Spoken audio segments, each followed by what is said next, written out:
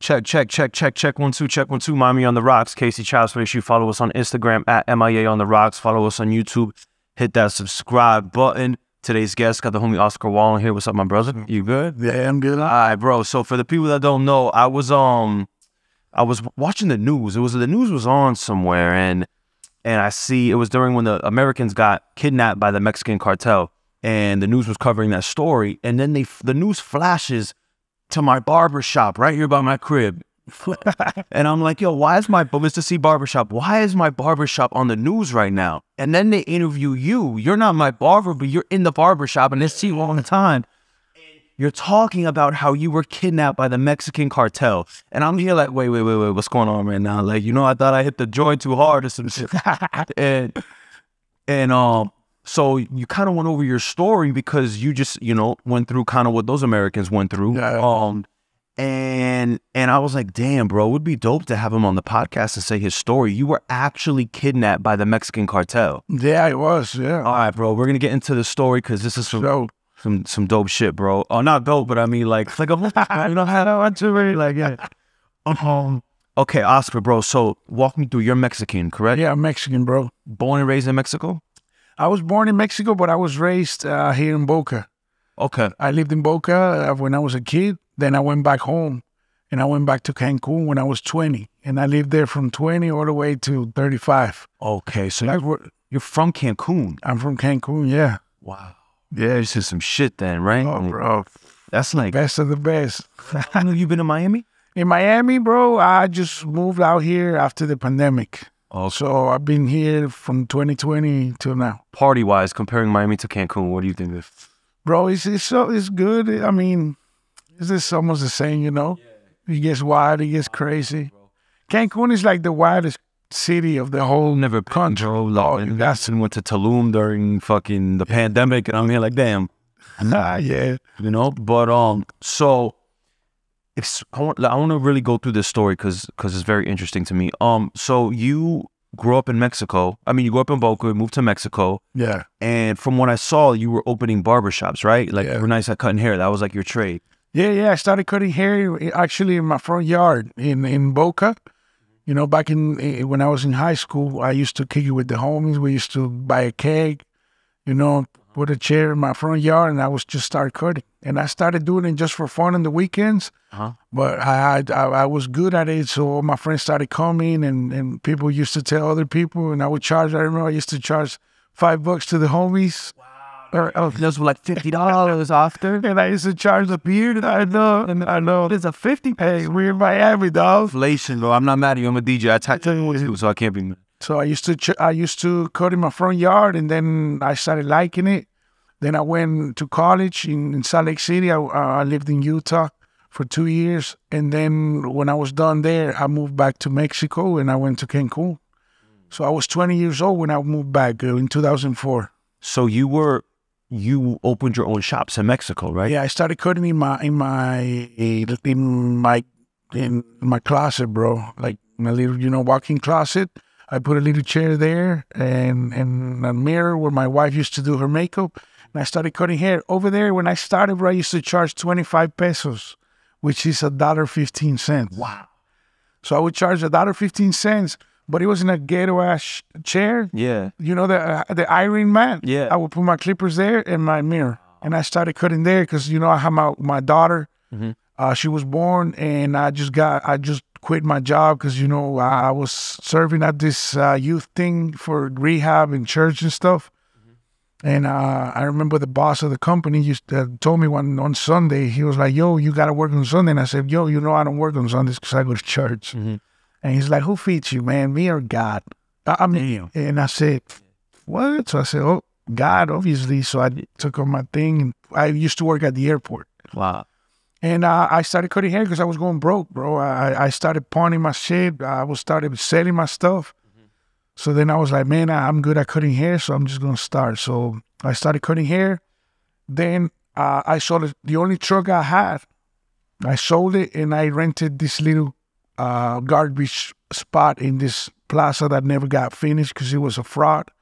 But it was in a good street, ghetto street, but good street. Right, the right. Crossway In Cancun. in Cancun. So I went up to the owner and I said, yo, how much I need a spot so I could open a shop. And he's like, how much you willing to pay me?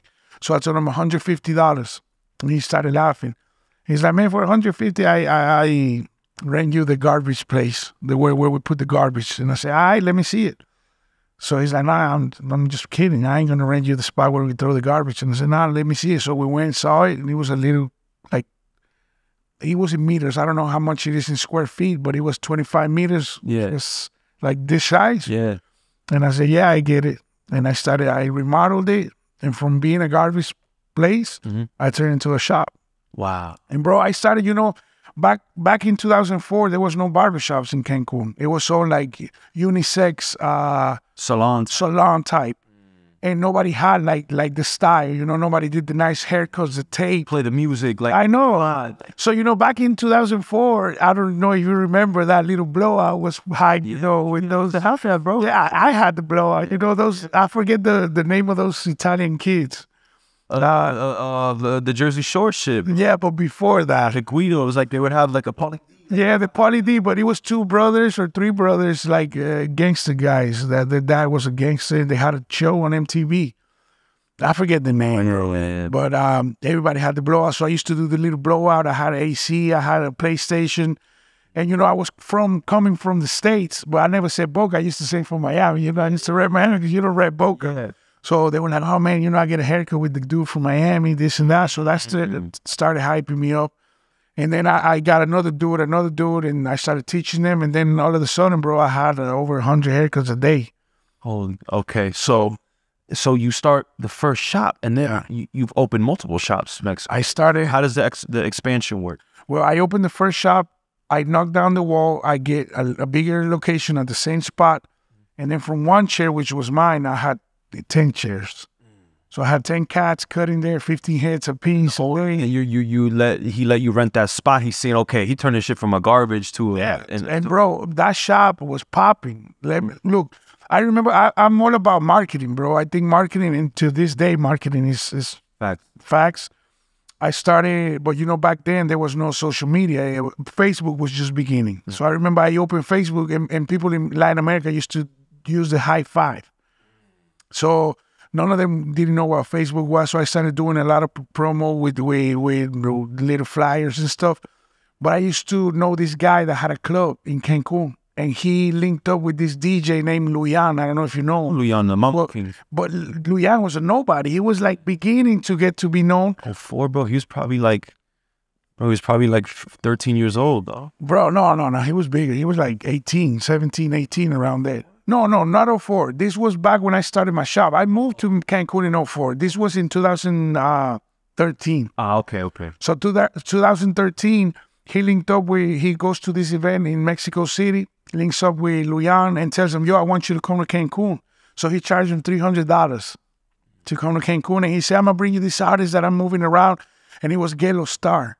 Wow. So Gelo Star came, and I used to sponsor all the flights and the hotel and the event, so they would wear my wristbands they would put my name on the event, on the club while they were singing, and they would have to wear my shirt, but they would come to the shop and they get a haircut there. And his backup singer, it was Ozuna. Wow. But Ozuna was a nobody. Nobody knew him at the time, and he used to come to my shop, and I used to cut him, bro, for free. And I remember I used to tell my homie, yo man, you're making me cut this guy for free. Hey, I don't know. He's not even famous or nothing. Look who he is now. Also, he brought Justin Quiles. At the time, he was nobody. DJ Etienne, he used to DJ Anuel a lot. Right. All of them cats came to the shop, and I was sponsoring them. When Farruko, back when he did a show in Cancun, only 60 people showed up. But when he had that haircut to the front. Like reggaeton wave exploded. This is like 2014. This is like right when J Balvin started dropping, and the Colombian reggaetonero started dropping, and people are like, oh shit. Yeah. Okay, so you open. So how does the expansion happen when you open up more shops, or you? So yeah, I started doing all of that, so that made my name blow up. I opened a second one, but in a nice area. I said I need to get to the people with money, because the people I used to cut, the most I would charge them was 75 pesos, which is $3.50. Yeah. So I said, man, I can't grow like this.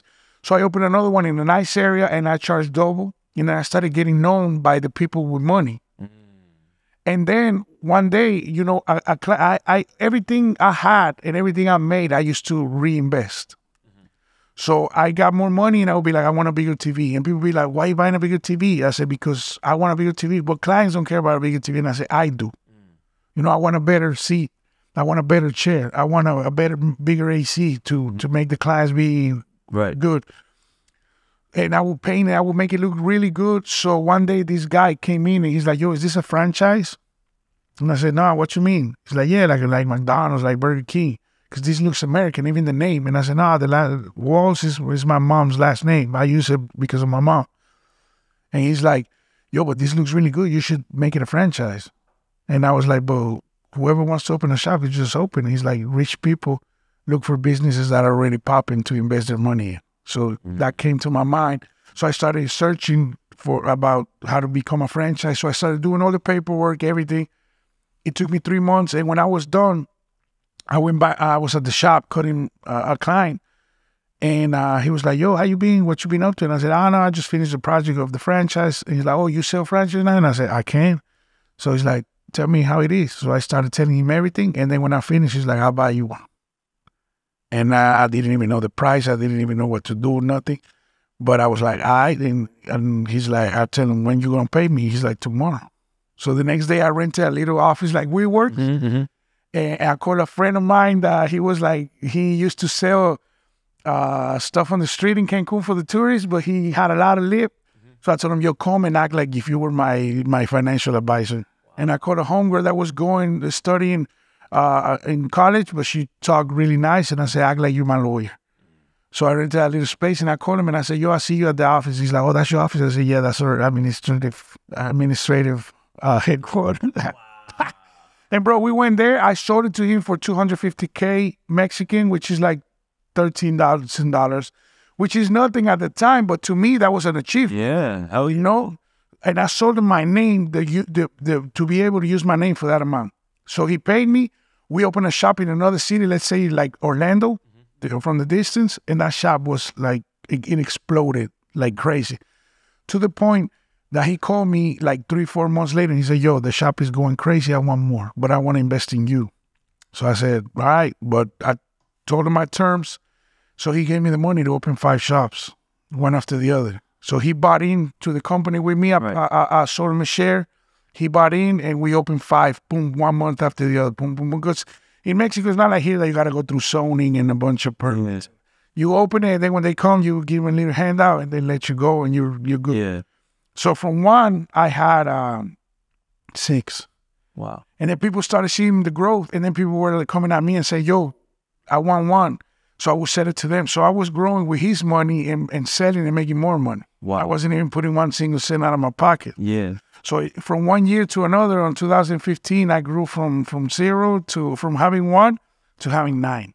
Wow. And then in 2016, I sold 9 franchises throughout the year. And I opened more. And then from 9 to 17, from 17 to 23, from 23 to 28, and like that. During this time, like what made you want to go back to Mexico? Like, how come were you bouncing back to the United States a lot or? Nah, I couldn't come to the United States because back when I was a kid, you know, in Utah, I did a lot of dumb shit. Oh, okay. So I started doing a lot of drugs. You know, I started doing a lot of meth out there. Oh, and I started, you know, doing a bunch of bad stuff with my brother and some people we knew, doing some things with cars and shit. So we had to dip. So I was in probation.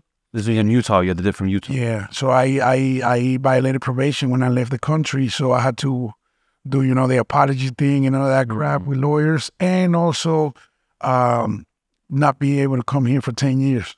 Yeah. So I took like 12 years to be able to ask again for permission for visa, blah, blah, blah. And then I got it in 2017. I was able to come back.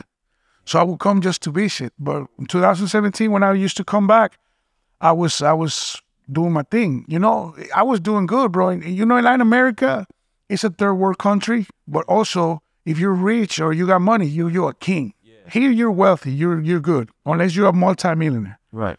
But in Mexico, if you make good money, you could have a chauffeur. You could have 2, 3 maids. Right.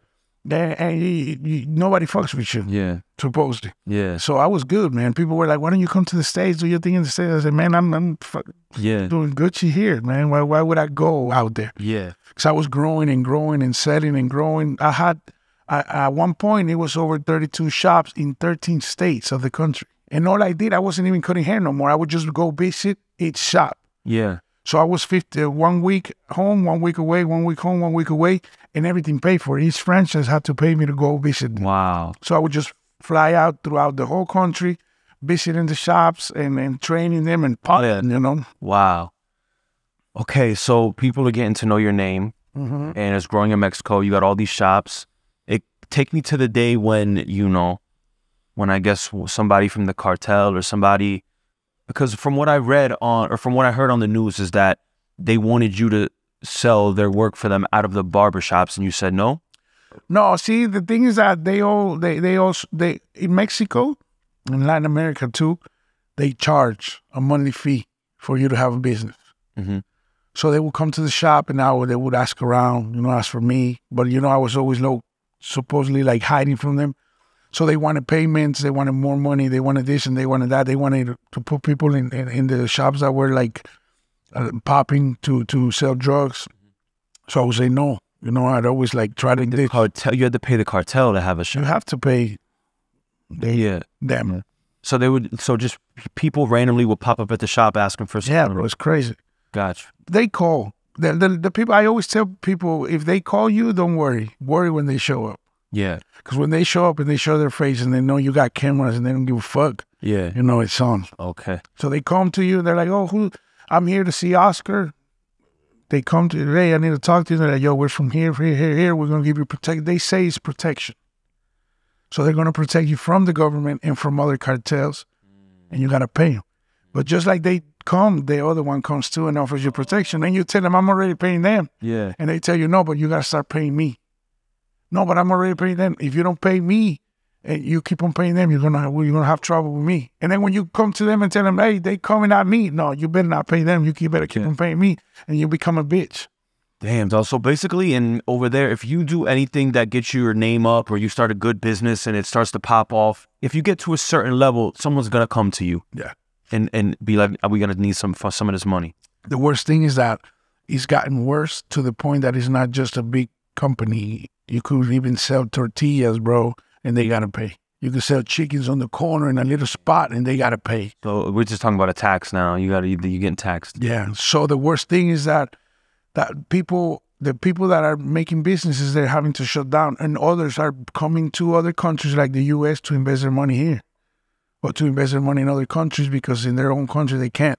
Yeah. Wow, bro. So did you have any like dealings with the cartel before this started to happen? Like, do you know, you know what I mean? Like, you did your thing in Utah, you came down here, to Mexico. Did you have any dealings with them before, or was it just like they just started showing up, you started having to pay? Nah, the first time they showed up, I had only one shop.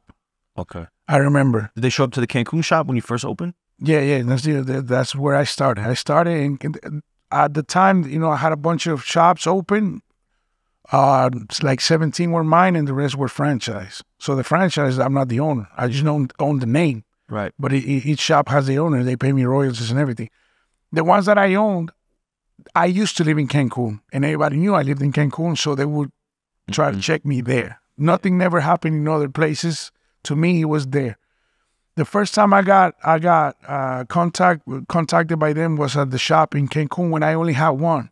And I remember one dude came in, and he was like, "Yo, I'm from this, and you got to start paying. I'm coming back at the end of the month for my payment, and it better be on time, and it better be the same amount all the time, and it starts to go up, and I'll let you know when it goes up. And if you don't have it, you're going to regret it," like that. In front of everybody. Yeah. They don't give a fuck. So I was like, whoa. So I contacted a friend that works for the federales. He's really linked up. So they took me to this office. They plugged my phone. They started checking the numbers that I was getting called from. So we did this whole thing. This same dude went to other shops. And so I knew them because they all used to work for me. And then they did their own thing. You know how it is. Yeah. So you become like a little dad of all of them. So, "Yo, what's up? Where you guys? Yeah, he came. How did he look? Yeah, he had the hair like this. Yeah, it's the same dude." So we all came. So I linked them up with the police. And so we did this little thing, you know, we risked it. And the guy's like, yo, I'm going to put security and this and that. And when this guy shows up, whoever shops he comes, you know, try to grab him. Don't let him go. Call us. And since we're close, we're going to come in and grab him. And he did show up to this guy's house, this guy's barbershop, and boom. He came and damn, hit him with the raid. And the barbers came out and started beating his ass, and then the police came and boom, they got him. And I remember I went to the police station and I had to declare in front of him, and he was right there. Wow. And that was it. And they never messed with me again until 2017. At the end of 2017, A couple years, or yeah, like 3 years. when, you know, the pressure starts for you, like when, you know, they stopped messing with you, and then they came back 2017. They see each year or each time they change government, it changes. So the same people that mess with you at the beginning is not the same. They keep on changing. You know, the people that get caught up, or they get their heads chopped up, or their bodies are found in the streets or in bags, are the same people that work for them. So since they're junkies, it's better for them to get rid of them and dump them, or they betray each other, and then the way to show fear is to you know, do that. So they started, you know, calling the shop. They started calling my brother. My brother used to work for me at the time, and he would call me, yo, they call me. They call me to this shop. They call me to that shop. They grab my number. One day I remember they grabbed my brother in the street. They blocked him off, and they fucked him up. They hit him. His eyes was all fucked up. Those weren't paying? No, because... The issue that happened in the past? No. The issue that happened in the past... That was done? That was done. Okay. And the thing is that they fuck with you like that to put fear. You know, so they start telling you, yo, we're going to start charging this and that, but then they fuck with your people. So that way, you know, you get scared. Because the only way to make you give up or bend your hands is through fear. You know, that's how it is. So they work a lot with fear. So they started doing that and contacting me, and I would get calls, I would hang up on them. So I said, the day that they come to the shop, that's when we're going to have to start to work. So it happened, 2018, it happened.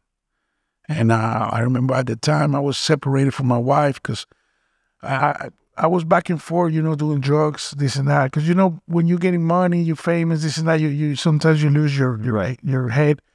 So I started losing my head, and I started doing drugs again, and I started, you know, messing with girls. I got separated from my wife. I lay home. I did my own thing. And I went to rehab in 2017 because I was really addicted to coke, like big time, bro. Rehab in Mexico? Yeah.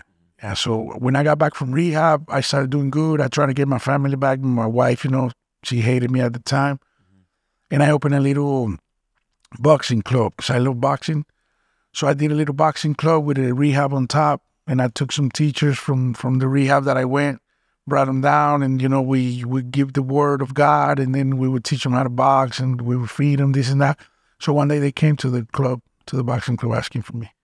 So I stopped going there. So that's when I was like, oh man, they're looking here. So I would stop going to the shop that much. I would stop going to the club, to the boxing club, this and that. So it started getting like uncomfortable because they looked more, yeah. Yeah.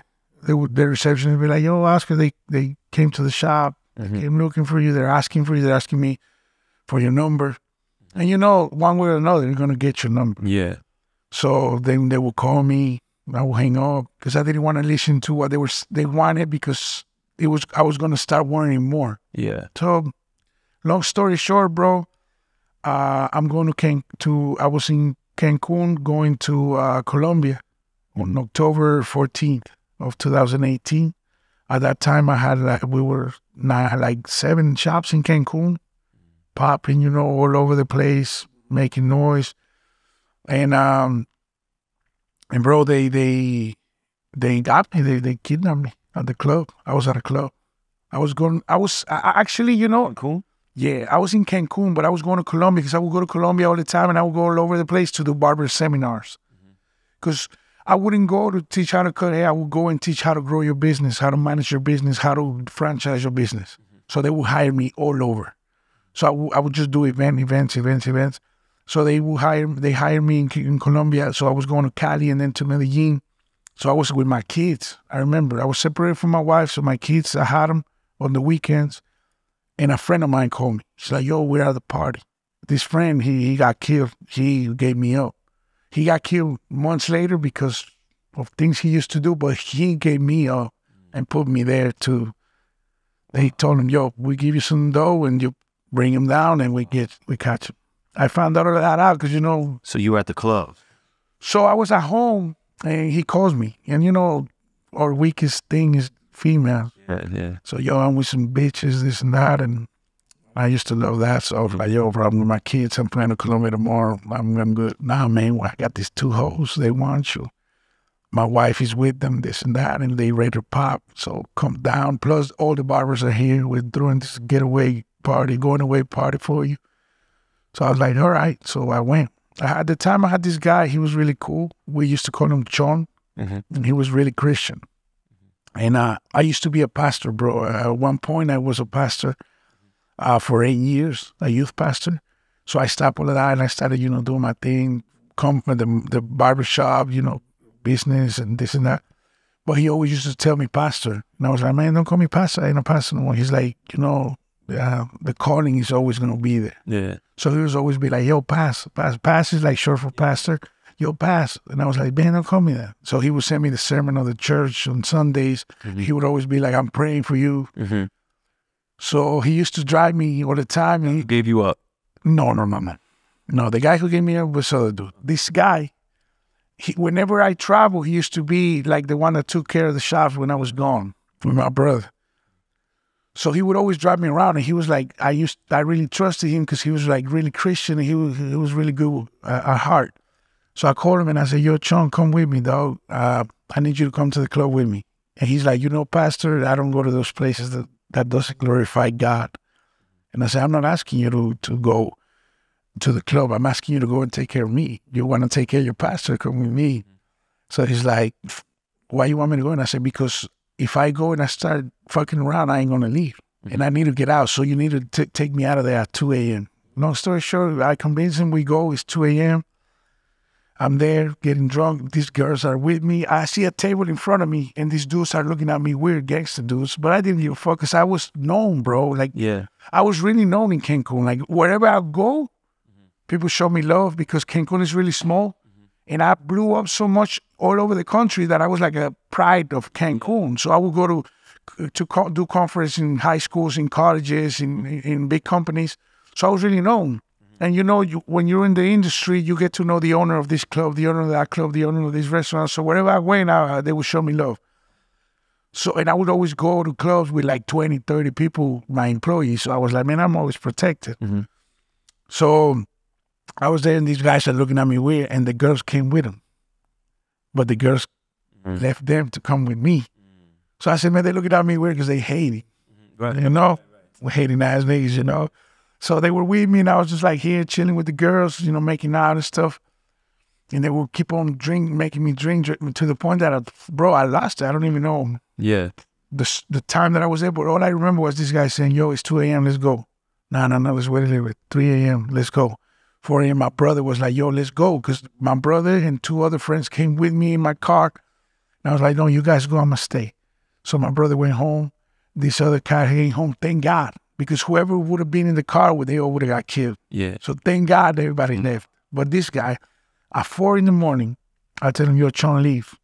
I'm going to stay with the bitches, and from here, I'm going to just head out to the airport. I just buy clothes in Colombia. He's like, nah, I'm with you to the end. He said that. So we leave at 6 a.m, 6:20 to be exact. We're walking out of the club. I say peace out to the bouncer. The bouncer's looking at me weird. The other dude looking at me weird, but like putting their head down. And I was like, yo, why are they acting like this? They acting foul, you know? Because the bouncer, I knew him because I always used to see him. Yeah. You know, hey, what's up, Oscar? So when I said, yo, peace, he was like, yeah, take care. Not even giving me, he's like looking at me in the eye. And I was like, what's wrong? Something's wrong. I go in the car. My car is parked right in the end. Let's say, like in front of the club. And I go to the car. We got in the car, and I tell my homie, yo, go right quick, take me home. I'm going to do my bag. go fill up the tank and everything. You're gonna take me to your airport. What I'm saying that I'm putting the music, and I remember to this day, you know that song "De Bebé" by Anuel and Tekashi. Okay. The Bebé song. Yeah. The Bebecita, yeah, whatever, man. Yeah. So I put on that song, and as I'm telling him this, I see him behind him through the window. I see this nigga with the thing on. I don't know how you call that thing in Mexico. In Mexico, we call it pasamontañas. He had that on, and he had a big ass gun. He was like, and I was like, what the fuck? And then I looked, and the whole car is surrounded. Damn. 8 guys with that thing on their face with AKs. And they're screaming, and I turned the music down. They're saying, get the fuck out of the car, motherfucker. And I was like, wow. And all the people there looking, bro. Look. From the club? From the club. The people, you know, it's like, let's say that shit's popping right in front of space. Where? No cops. Damn. So you're lit. I'm super lit, but you know, when that's happening, the litness, yeah. So I was like, what the hell is going on? So I just started looking around, and bro, they were like, open the fucking door. And my friend started crying. And no, they're going to kill us. Because he was from Ciudad Juarez. Juarez is gangster. Like cartel gangster. It's right borders with El Paso, Texas. Yeah. So he was from there. So he know how it is. So he's like, no, if we open, they're going to take us out. And I said, bro, if we don't open, they're going to just shoot us. Yeah. I said, open the fucking door. He wouldn't open. So I unlocked the door and I opened it. When I opened, boom, boom, they started hitting me. Like really bad, and they threw me on the ground, put the gun in my head, and they threw him over there. They're like, you getting kidnapped, motherfucker, this and that. So they picked me up, and they put me in a Patriot, a white Patriot. I remember that Patriot was parked right next to us. I didn't see them. They were hiding inside the car while we were going in the car. Once we got in the car, they came out of the car again to us. Yeah. So, okay, so what happens? Now you in this, are you with your boy still, or you're in a separate? They took my boy in my truck. And they took me in the other truck. Damn. Okay, so what's happening now? Like, bro, they took us while they were taking us. They were like, "Hey, give me." I had over $3,000 in my pants, cash, because I was gonna take that just for the ride. I had my phone, my wallet, and they took my wallet and took the cash. They took my phone, and I remember they're like, "Give me your code, this and that, and give me this." And they started opening everything. Yeah. So I gave them my code, and while they were hitting me in the ribs, hitting me in the face, hitting me with the gun, and they were like, "Oh, you're gonna see what's gonna happen, motherfucker, this and that." So, bro, long story short, I mean, they took. So no. We go long story short, bro. We're on a podcast. Oh, so where did they take you from there? They took us to this like woods, bro. The woods and shit. I noticed because when they got us out of the car, where you hear them crickets? Yeah. The middle of nowhere. Yeah. And you see like the grass, like high grass, and it smells like freaking jungle. Yeah. I was like, oh snap, this is real. So okay, so what happens though? They took us to these woods and they saw dark. They had a cover, like the sheets of the pillowcase, and they had it on me, and then they took us and they did a circle and they took it off, and they're like, "Man, you're being kidnapped," and this is it. Because I seen the pictures and everything. So what? How long is this? So they grabbed my homie, and he was crying. He was crying big time, and they were like, "Shut the fuck up, this and that," and they're like, "Get on your fucking knees." And he was like, "No, please don't do anything. Get on your fucking knees." And I was seeing it. And then they hit him really hard on the ribs. Right. And they put him on his knees and boom, they popped him. And right there in the woods, they killed your boy in the woods. I have a picture too of how they left it there like a dog, bro. Damn, bro. And I felt so bad because that dude was really good, man. He was super Christian. He would always go to church. He was always doing good things, and I felt so guilty at first because I made him go, so yeah. I felt like I killed him. Yeah, damn. So you're there in the woods, so they and then what do they do to you now, bro? Now they take you somewhere else? Take me somewhere else. So they just took you to the woods to kill him? Yeah. Okay. Like I told you, they work through fear. Yeah. Obviously, when they did that, I knew they weren't going to do anything to me right there and there because, they want money. Yeah. They want info. They want whatever they could get out of you, so they're not going to just pop me. Obviously, he was excess baggage. Yeah. That's why whoever would have been with me in that car would have been popped. Yeah. So then they put me back in the Patriot. My car never found it. Mm-hmm. And they put me back in the truck and they took me. And they were beating me to the point Where would they take you to? I didn't know because I was covered. So all I know was that I was, we were driving and the sun was rising. Because, even though you're covered, you could see when it's light out. And we got to this place, this neighborhood where it was a gated neighborhood, I remember, because they told the guy over the gate, open the gate, we were bringing one. So I was like, oh, damn, even the gate dude is on this motherfucking shit. So then they parked. But see, I don't know if you know those movies where they got somebody kidnapped. You know that movie Taken? When they got him kidnapped in like Istanbul, and he's like counting the blocks and everything. I said, okay, so we walked in the gate, we turned right, so I was like, man, I just need info, whatever I can get, So we got to this house, they opened the doors and they bring me in. They put me in this room in the very back. So when they grab me, they lift me, they put me in the room and they're like, turn around. So I was turning around and they grab me like this, but like, bro, these guys grab you like, they don't treat you good. They treat you like shit. Yeah. So they grabbed my arms like that and like put them together and they started taping my arms backwards from my elbows to my wrists with that gray tape, the duct tape. Yeah. And they wrapped it around like that. And then they're like, get on your knees. So I got on my knees and then they wrapped my legs from my knees to my Are they ankles. Uh-huh. And they kicked me in the back and threw me in the ground. And they told me, you're going to be here until Papa comes. So I didn't know who Papa was. I didn't know anything. So I was like, okay. So then they left me there. So I was just laying like this, but with nothing on the face. And it was a room. But when I started looking around, the room had nothing. It just had like kind of like that with a chain. So I was like, man, this is where they hang you and they torture you, So I had a thing to hang somebody. And the windows were covered with sheetrock. So they turned that shit into a bunker. Yeah. And then the door had a bunch of locks. So they didn't say anything about what they wanted from you or anything. They just said, we're going to put you here. You're going to wait for some... We're going to wait for Papa. How many days were you there? Or how long? So it took like, bro, probably would have taken like 3-4 hours or even more. Because I was just laying there. But when I was laying there, I was like, damn, lady, it starts hitting you. You're like, man, this shit is real. Like, fuck, this is it. I'm done. Yeah. So I'm laying there and nobody's in the house. And then like hours later, probably like 4 hours, 5 hours, I hear them walking in. So then they grab me through the tape like that and they pick me up like that. It hurts like a motherfucker. And then they put me on my knees and then they're like, put your legs forward. So I put my legs forward and I was like that. Sitting on the ground. And they're like, okay, we're going to ask you a bunch of questions. We're going to talk. And if you don't answer and give us what we want, you're going to see what's going to happen to you. So I was like, yeah, I'll tell you that. So when they took that off, everybody was covered except Papa. And Papa was the guy at the club.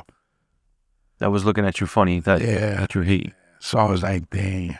And that day that I saw him, he was with this guy that he owned a club back then. So I was like, this is not good because if he let me see his face, they're never going to let me go. Yeah. Because, I mean, you think they're going to let me go when I know who he was with and everything? So you're there, what type of stuff are they asking? So they were like, okay, how do you... Bro, they were asking me a bunch of stupid shit. Like, obviously, bro, when you're doing really good, people start thinking you're either scamming. Here, they call it a scam or whatever. In Mexico, if you're doing good in business, they think you're laundering money. So they were like, who do you launder money for? And I said, nobody. What you mean nobody? And so boom, they would hit you like bad. Like with the gun like that, or they had a hammer and they would like hit me in the handle on the shoulders or whatever, like that. And I was like, no, bro, I am telling you the fucking truth. Like, I do my shit right. Like, So they were like, who do you work for? What do you do? How do you get your money? Who's your business partners? Who buys your franchise? A bunch of questions. And they had a thing and they were just writing everything. Because they do that to get whatever info they can to go for the next person. Obviously, that's what they do for a living, So at the end, he's like, yo, we want this amount of money from you. You're going to have to give us this amount. Obviously, it was a crazy-ass amount. And I told him, I don't have that shit. come on, bro, I just cut hair. I mean, I have barbershops, bro. I'm not like a freaking Trump or something. So you're crazy. So he went down to a number, and Can you say the number? yeah, he asked me for 150K, which is nothing. Yeah, I'm not nothing here, but over there it's a good amount, you know.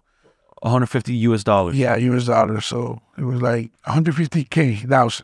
So I said, I mean, yeah, we could work that out. And I said, yo, I called, let me make some calls right now. I get you that money and I give you my cars. I give you all of that shit. I had a Cayenne Porsche at the time, like almost brand new. I had a Acura MDX brand new, the one that they grabbed me with. And I had Rolexes, I had chains, I had everything. I said, I give you all of that shit plus what you're asking me for, but let me go today. And he's like, bro, you're going to tell us what to do. And all of that shit is ours already. So I was like, all right. So, but before he was asking me for that, when he was asking me the questions, he's like, don't tell me you made your money just from cutting hair. That's just not true. And I said, bro, I swear on God. I mean, I swear, I don't work for nobody. I don't work for no cartel. So he's like, okay, give me. So he told the guy, give me the mat. So you know that cutting table where you cut the vegetables and shit. Yeah. He put it on the floor. And he said, give me your hand. So he grabbed my left hand and he put it there. He's like, give me the hammer. So he grabbed the hammer and when he was going to go like that, I said, no, please, not my hand. And he's like, oh, you cut hair, right? And I said, yeah. He's like, what you prefer, your hand or your foot? And I said, my foot. So he grabbed my left foot, put it on the thing, and just grabbed the hammer and just went like that. But for what though? Like, just to torture you. Yeah. It's part of the process. Yeah.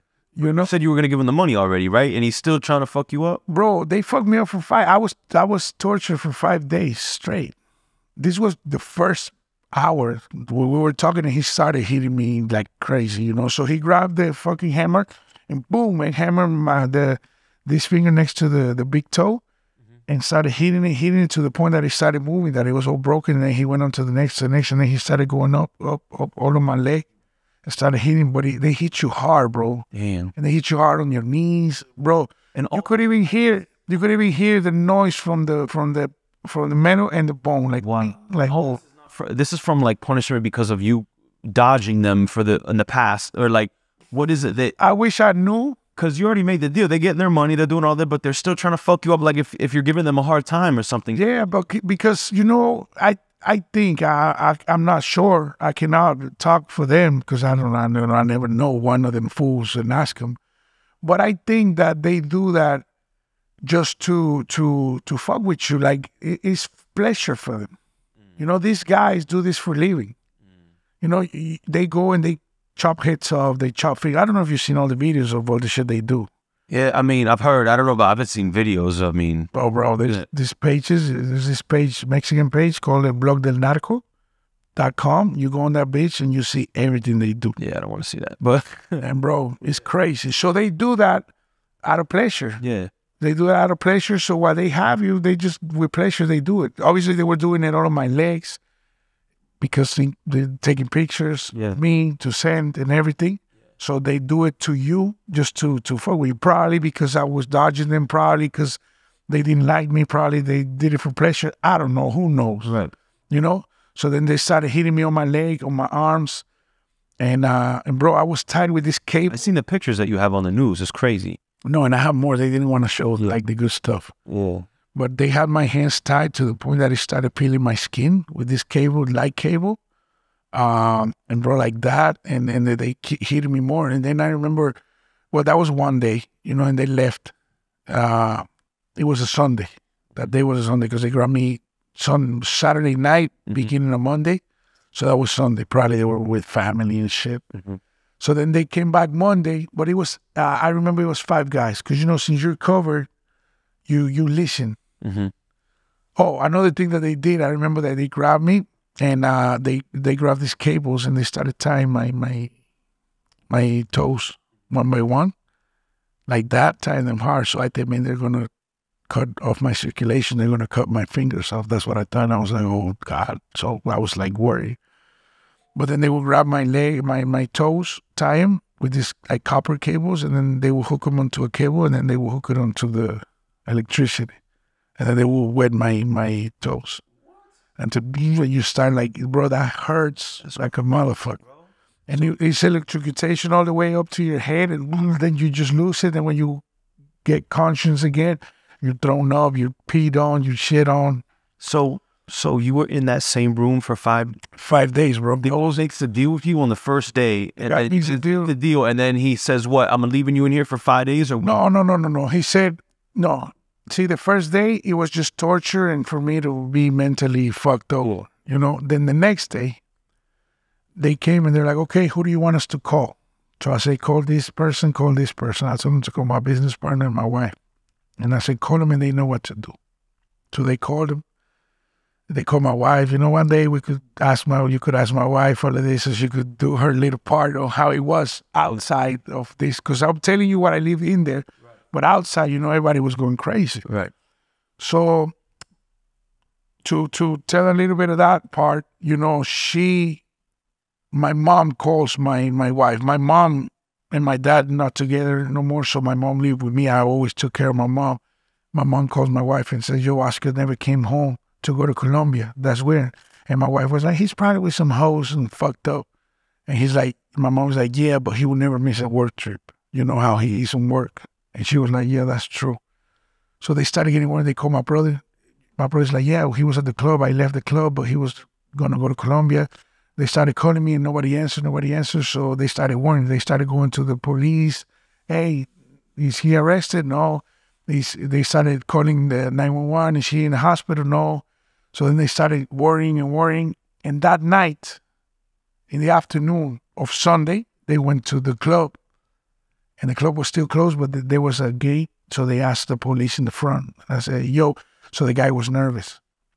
No, I cannot tell you anything. Yo, can we see the cameras? No, the cameras ain't working. It was a Cristal hotel. It's a famous hotel. And he was like, all I could tell you was that a guy was taken last night with this other dude. And my wife and my brother were like, was he big, like kind of chubby? Yeah. Was he tall, white? Yeah. And he had a black Acura truck. So yeah, they found out that night. So they already know what happened. So then when they call her, she already knows I'm missing. Right. But nothing is out. Right. Like nobody knows except us. Right. So they tell her, yo, we want this amount, this and that, and don't you dare say anything. Because if this shit goes on the news or whatever, he's dead. Right. So she's like, yeah, don't worry. I'm going to tell her brother, his brother. So then they hung up. And that was on a Wednesday. No, that was Tuesday night. Wednesday, bro, the news were insane. Anything. Yeah. Okay, so how long? What happened was that the body was found. I remember. My homie's body was found. Mm-hmm. So, you know, it was in the woods, but it was, they call it Rancho Viejo around there where they drop all the bodies. Mm-hmm. So they're always found because workers go there and everything. So they found the body and they linked, they're like, oh, Oscar's missing. Right. The barbershop, the barber is dead. So they linked it up. That guy wants to make the deal with you, that he wants the money. Is that what day is that he makes? That's the first day. Okay, and then, but he's not letting you go after you make? He's not letting me. Waiting to get the money? No, see, the thing is that he told me we're going to do the deal, yeah. But he's like, all right, so we're going to make the call tomorrow to get the money. Just sit tight. So I was like, all right. But while this is happening, these guys, there were 5 guys.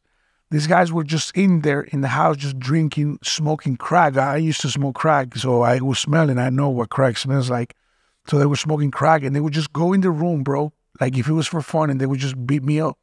Like, let's say we're talking right now, and there's a dude in your room. Hold on, give me a minute. I just go in there, fucking slap him around, hit him with my gun in the head, and kick him like in the back, in the fucking chest, in the legs, and then come back and keep on chilling. Damn. So they would do that throughout the whole day. Then the next day, I never saw Papa again until never. To this day, I never seen him. So Monday, Tuesday, Wednesday, what day do they let you? Tuesday, they ask for the money. Mm-hmm. My wife says, yeah, so they make the calls. And then on Wednesday, that's the day that the transaction is going to pop. And but everything went out of the news. Why? Because since Sunday night, my wife and my family already went to the police to try to do a missing. Right. Missing, but it has to be 72 hours. Right. So since the police already knew that my family thought I was missing, and they found the barber Right. dead and everything, they're like, boom, So it's Wednesday now. What happens? So Wednesday, they found out. So they never called again. And what happens Thursday, Friday? Like, how long are you there? So I was there from Sunday, beginning of Sunday, all the way through Friday.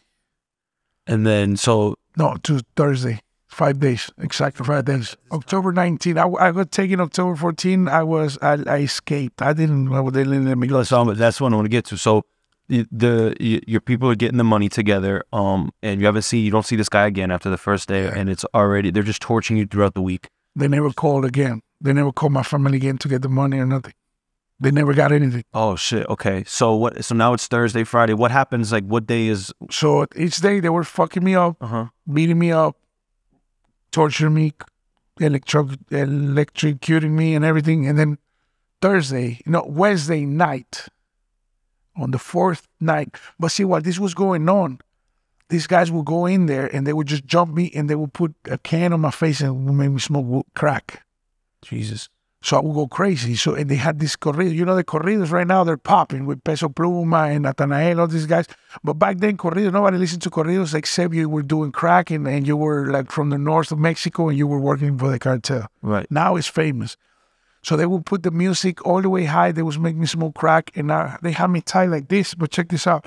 They had my elbows to my wrists like that and my knees to my ankles. And they had me tied like this in the middle of the room. So I'm sitting like this. But it's so tight, look, I can't even put them together. So it was crushing my ribs. Right. So I could barely breathe. And they had a pillowcase on me and tape with the duct tape all around. And they would just cut like this so I could breathe a little bit and I could put them in the can so I could smoke. And the room was hot as fuck.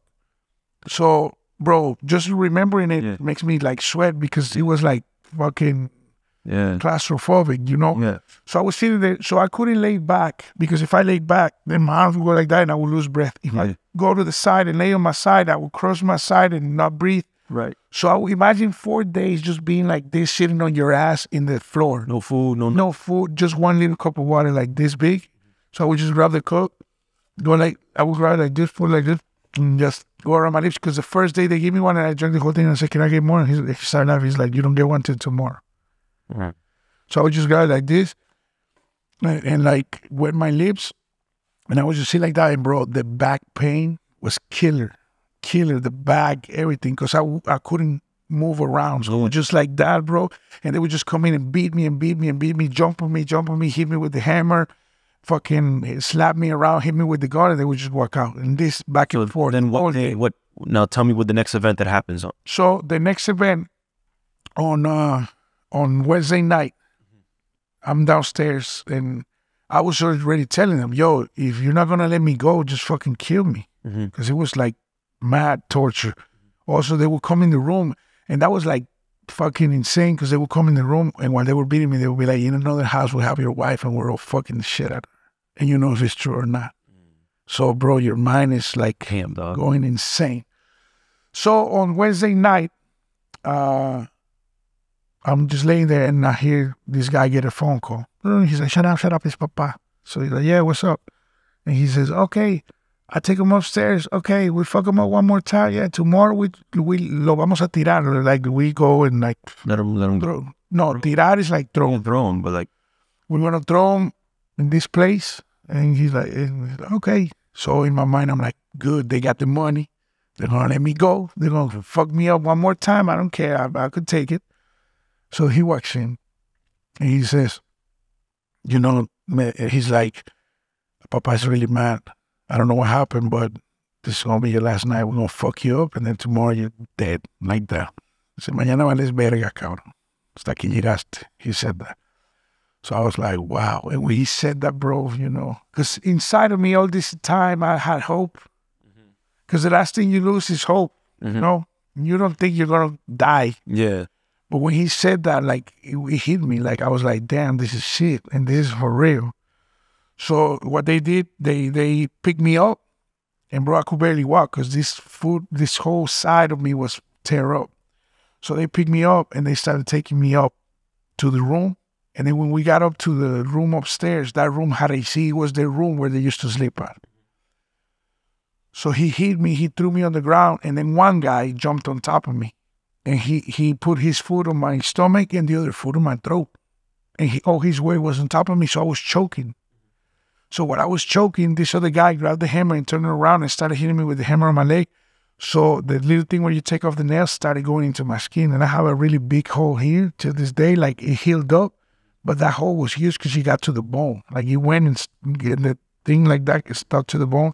And then in my knee too. And while the other guy was on top of me, he was stabbing me with an ice pick on this other leg. Like, just stabbing me like that.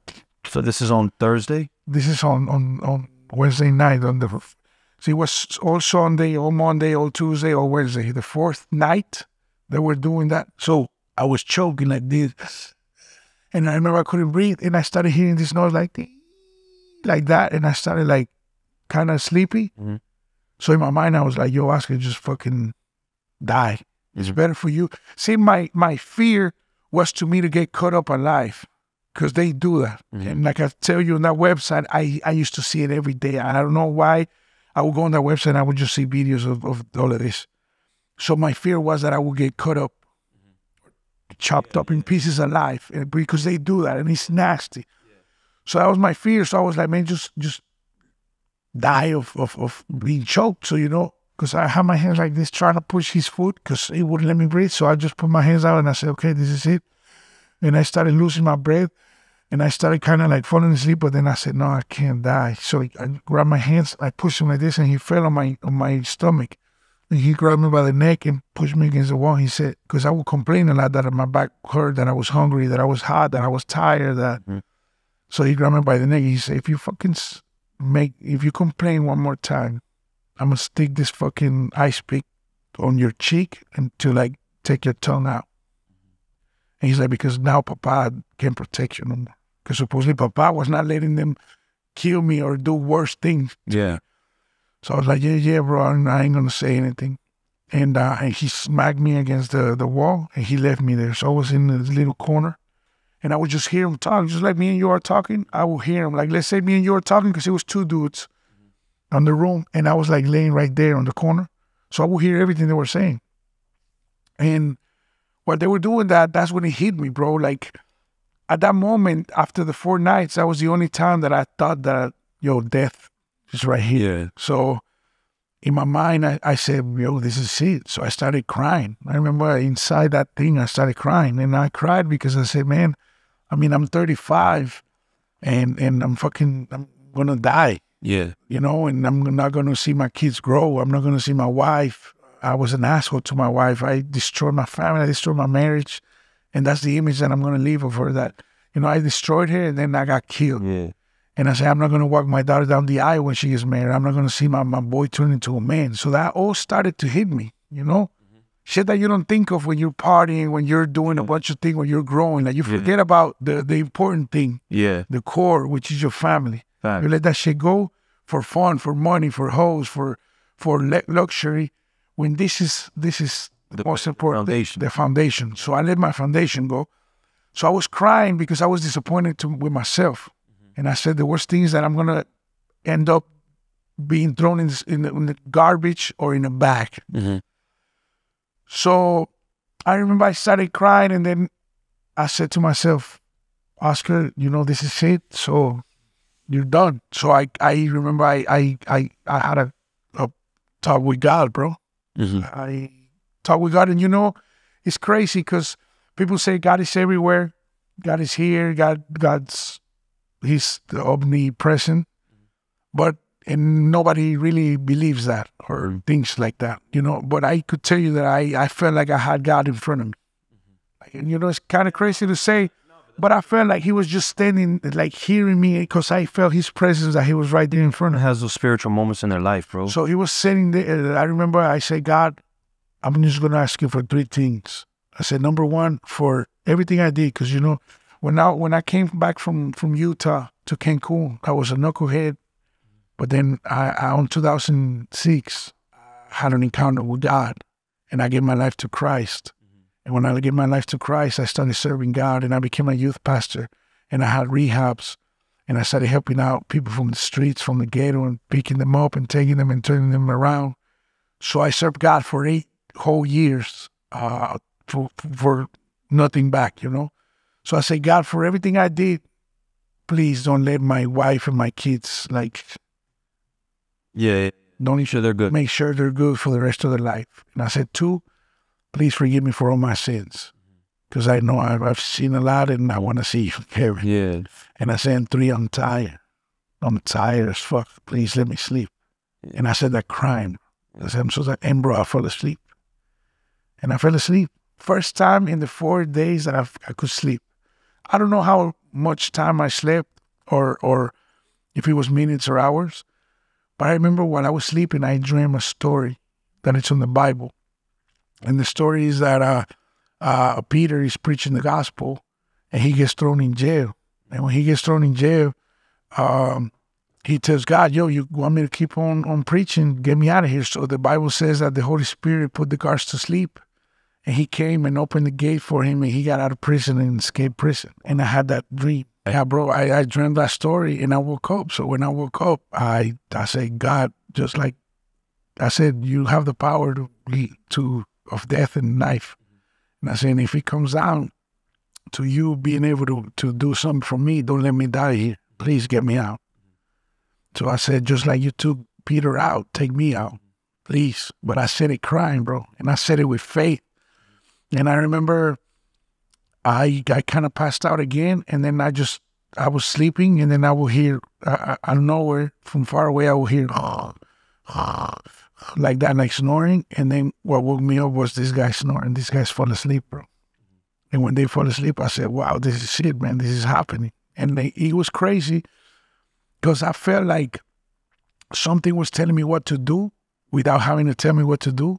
Kind of like a puppet, you know, moving around, knowing what to do, what movements and what exactly to do. But I know it wasn't me. So, you know, I was just chill. I was there. And when I hear them snoring, I said, man, this is it. It's happening. So I remember something told me, yo, stretch your legs and just pop the tape. So I started stretching my legs and the tape popped. And then I have my tape like this and I felt like I needed to put spit on my hand so that the stickiness would go away so I was able to crunch it and take my hand out. But what's crazy was that no food, no water, crack and everything. You know, your mouth is dry. And bro, when I went like this, my mouth started creating saliva. Like when you're about to throw up, that it turns like water. Yeah. It was water, you know, just going like this and I would drop, bro. It's crazy. It's crazy. That's why, you know, when people tell me, yo, I don't believe in God, I say, bro, I believe in God not because of religion. I believe in God because he saved my life. I've seen it, yeah. Seen it, bro. So I just started dropping that and I started going like this until it crumbled up. I put it on my knee. And I let go of my hand and I was free. But when I was doing all of this, my heart was going like this because I would hear them snore right here. And then I started taking the tape off my face. And when I went like this, they were like where your guitarists are, sleeping on the bed, like snoring. And they had the guns and the hammer. So I got up and I could barely move from this leg because it was hurting and, you know, the bones were broken and everything. So I came up and I said, what do I do? And the bed was next to the sliding door and I would see the outside. So I said, I got to jump up through them, open the slider, jump through the balcony. I was on the 2nd floor. So I said, but to be able to jump on top of them, I got to take them out. So I went and I was going to grab the gun and I said, man, I'll take the gun and shoot these fools. But I said, but then the guys from the bottom, they're going to wake up and they're going to come at me and we're going to just go at it and it's over. So I said, nah, man, I'm going to grab the hammer and I'm just going to hit him hard. And when the other one is about to wake up, I hit him and I knock him out. Either I kill him or knock him out and be able to jump on him. So I started coming but looking at them in the face. I was looking at them in the face while they had their eyes closed and coming. And when I was about to grab the hammer, my hand started shaking and my whole body started shaking. And something told me no. And I felt like I needed to look to the door and the door was closed and something told me, yo, go through the door, get out through the door. So I started going like this and I was looking at them. And then when I got to the door, I opened the door and the door was like, the door opened and it was in that corner where the stairs meet. And there was another door that led to the washer area in Mexico. You know, the ghetto houses they do the laundry on the top, on the roof. And they hang the clothes on the roof. So I had the door there. So I opened that door. And when I looked, the other 3 guys were sleeping too, snoring, all 5, bro, passed out. And I just bounced. I opened the door and I went up to the roof. And when I got to the roof, it was you know that time when it's like between 6 and 7 that the day is going, but there's no noise, nobody's out there. And I was able to see, and I was like, damn, I'm in Las Americas. I was in a neighborhood with a bunch of people around, houses, people with families, and they would do that there. So I was like, wow, this is where I'm at. And I said, bro, but I'm free. And I remember I started smiling. I said, did you see it? I got to go. So I was on the roof, and bro, I felt a voice that said run. And when I felt that voice that said run, a power came on to me like crazy, and I started running, and I jumped from one house to the other. The houses in the ghetto, they're really close together, like a meter and a half. So I jumped from one house to the other, and then another, and I jumped 4 houses. And then when I got to the last one, I jumped to the bottom. Then I ran to this wall, and I jumped up, and I did like a pull-up, which I've never, till this day, I can't do a pull-up. And bro, you know, over there, the walls have like the bottoms of the sodas, they crash them, and they put them, with cement. So, bro, I got all these scars right here that my hands went in there, and I got cut with it. And I got on top of them. I jumped 20-something roofs to be able to escape from that area. And I remember I got to this neighborhood, and I started stopping cars. There's even a video. You could Google it. You could put on Google Oscar Wilde kidnapping Cancun, and boom, you see everything there. And I'm stopping cars, and nobody's helping me until this blue car came. And they pulled down the window, and I said, please, in my mind, I said, if this car doesn't help me, I'm just going to do like Grand Theft Auto, though. Take them out and leave in the car, because I need to escape. They're going to come at me and kill me. They're going to go get my family. I need to know if they were good. So I remember the lady rolled down the window, and she's like, I know who you are. You're Oscar. Everybody thinks you're dead. And I said, yeah, please help me. She's like, your wife does my lashes. And I said, please help me, take me out of here. I need to leave. And she's like, but what if they do something to me? I said, they're not going to do anything to you. So she's like hopping. So I jump in the car. She had her daughter. It was a Thursday morning. They were going to school. And bro, I'm in the back seat, and I'm bleeding all over. Like, since, you know, the adrenaline, the blood from the hole is like going all over her seat. And I smell like piss, like shit, like throw up, like everything. I said, yo, I'm getting your car there. And she's like, don't worry. Where am I going to take you? So I told her this place. I went to my brother-in-law's house. I got out, I went in his house, and that's when I called my wife.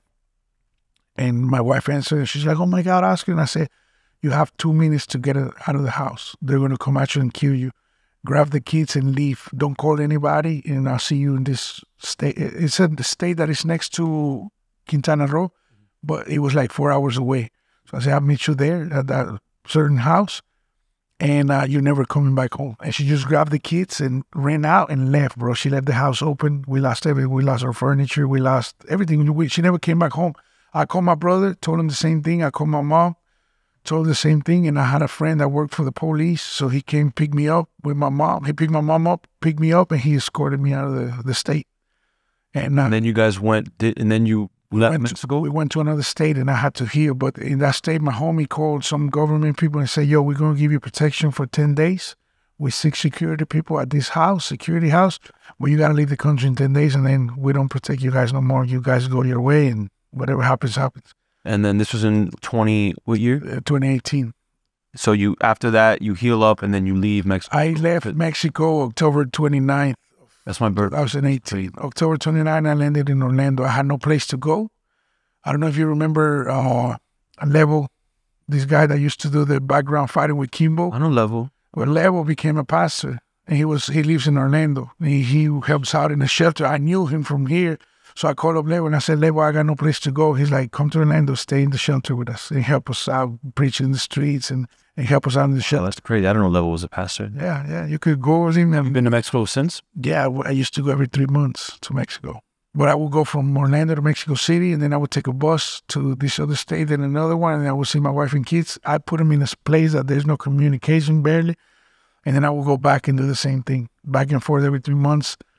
And my wife wouldn't take me back.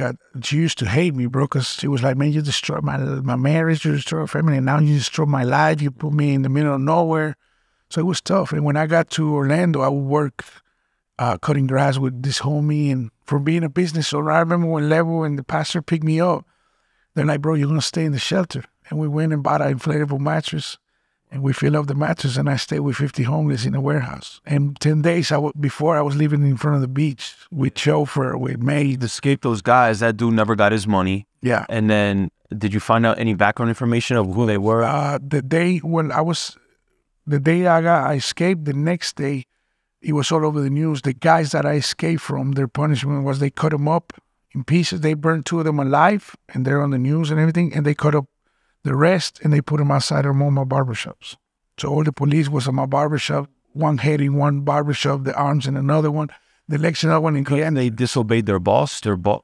No, because they weren't supposed to do that. Like I tell you, the cartel doesn't do kidnapping or extortion. They're low life scumbags. Gotcha. So when they get caught, they the real cartel comes into it. So they cut them out. So I have pictures, bro, of the people, them heads. Even the head, they show me the head. The police show me the head, and he's like, and I said, yeah, that's the dude that stabbed me right here with the, and it was the head, bro. That's crazy. Yeah, and so Oscar, that's crazy, bro. Yo, I appreciate you pulling up. Damn, I don't want to see the pics, but I guess I have to like put it part of the content. But yeah, man, you do your. For the people that don't know, Oscar's a dope barber, man. Do you want to plug your social media? Yeah, bro. Oscar Wall MX. I'm right here in downtown Miami. Mr. C Barbershop, come through. There it is. So you were basically kidnapped for like, let's say 5 days, right? Yeah. 5 days. And you escaped on the 5th day because they fell asleep. Yeah.